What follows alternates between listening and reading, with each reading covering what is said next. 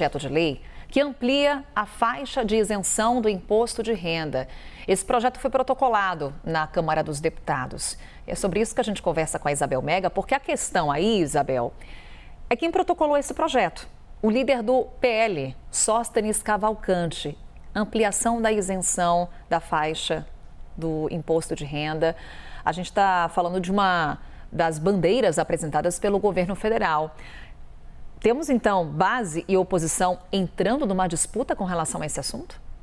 Né, Carol? A gente ainda está num compasso de espera da reforma da renda que vai ser enviada pelo Ministério da Fazenda ao Congresso Nacional. Esse assunto hoje está lá no Palácio do Planalto, aguardando, né, aquele último aval para que essa proposta, de fato, possa chegar ao Congresso. Há um certo clima ali de expectativa de que isso possa acontecer até mesmo antes do Carnaval, mas, de fato, falta aquele último aval. Enquanto isso, a oposição também tem abraçado um pouco esse assunto, Carol. A gente tem comentado por aqui nos últimos dias, né? A reforma da renda é tida como uma das principais prioridades. A gente foi elencar ali as 48 propostas que foram apresentadas nessa semana ao Congresso, e mais tarde a gente vai detalhar um pouco mais essas propostas. A reforma da renda estaria ali no top 5, Carol. Só que a reforma da renda enfrenta ali um certo ambiente no Congresso Nacional que é tido como incerto. Por quê? De um lado, os parlamentares topam aumentar a isenção para quem ganha até R$5.000. O problema é como que vai ser trabalhada a compensação disso. Ainda tem muita gente em dúvida. Então, na esteira disso, o líder do PL, o deputado Sóstenes Cavalcante, que é do PL do Rio de Janeiro, apresentou, portanto, uma proposta que amplia, inclusive, essa isenção para até a margem ali dos R$10.000. E aí, isso gerou uma espécie de atrito, de troca de farpas entre base e oposição, porque a base aliada vem lá e fala publicamente, olha, é um oportunismo ali você surfar na onda de algo que o governo, de certa forma, já estava pensando, né? Então, isso demonstra um pouco um clima ali de que a oposição, inclusive com trocas desses cargos estratégicos de liderança, com ascensão também em relação ao cargo de vice-presidente da Câmara dos Deputados, vice-presidente do Senado, tem ali marcado posição de artilharia, de fato, né? A oposição conseguiu crescer já neste início de 2025, Carol, trazendo ali um antagonismo muito forte em relação ao que o governo tenta aplicar, inclusive quando concorda com o assunto, né? Eles concordam com o ponto de vista ali de que sim, é uma pauta popular, inclusive para qualquer deputado, independente do segmento político, você trazer o aumento da faixa de isenção para quem ganha até R$5.000.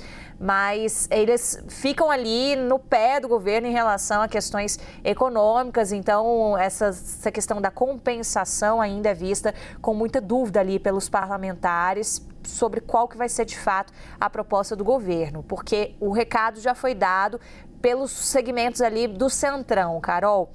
O Congresso não topa aumentar carga tributária, então o Congresso topa discutir uma readequação de carga. Se for essa a sinalização da Fazenda, você tem um ambiente melhor para discutir esse assunto ao longo do semestre. O ministro Padilha, inclusive, fala da expectativa de ver essa proposta finalizada ainda neste ano de 2025 para que possa valer para 2026. Mas aí vem um projeto da oposição que é apresentado antes mesmo da proposta do governo, embaralha um pouco o meio de campo e gera uma espécie de atrito entre esses dois campos opostos, Carol. E é uma medida popular, né, Isabel? É isso que pode explicar essa disputa pelo protagonismo quando a gente fala de ampliação da isenção do imposto de renda? Com toda certeza, né, Carol? É chamar essa pauta para si. Porque que parlamentar vai querer votar contra essa opção de você aumentar a isenção na faixa do imposto de renda, seja para 5, seja para R$10.000, né?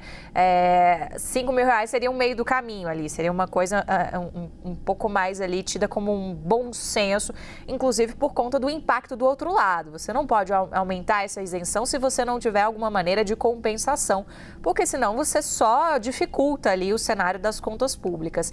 Mas sim, é uma pauta que tem forte apelo popular, talvez de toda a agenda do Congresso Nacional que a gente tem colocada para este ano de 2025, seja a pauta de maior apelo, Carol, justamente porque vem na esteira também de uma reforma tributária do consumo que tramitou nos últimos anos, que ainda vai ser implementada, a gente ainda vai sentir essas mudanças, né, no dia a dia do brasileiro, principalmente a partir de 2026, 2027, mas a coisa ainda demora um pouco, até porque agora a gente entra numa fase muito forte de regulação da reforma tributária e que entra ali em campos que são sensíveis à popularidade também, tanto é que a gente viu a discussão dos produtos da cesta básica, a inserção das carnes, isso foi um fator muito forte. Agora, a reforma da renda é tida como ainda mais delicada, né, Carol? Porque você está mexendo ali diretamente com algo que é muito caro ao brasileiro, a gente tem ali no imaginário do brasileiro, um imaginário muito correto, né, de que pagamos muito imposto. Então, de fato, atende inclusive a uma promessa que o presidente Lula fez lá no período da campanha ainda eleitoral de 2022, Carol, de colocar o rico no imposto de renda e o pobre no orçamento, né? Lembra dessa frase? Essa frase ainda paira de certa forma e por isso que embute essa pressão. Então, sim, tem o interesse de ambos os lados. O que vai dizer se essas discussões vão ser encaminhadas, seja via projeto de lei da oposição ou apresentado, que vai ser ainda apresentado pelo governo, Carol, é entender qual que vai ser o mecanismo de compensação.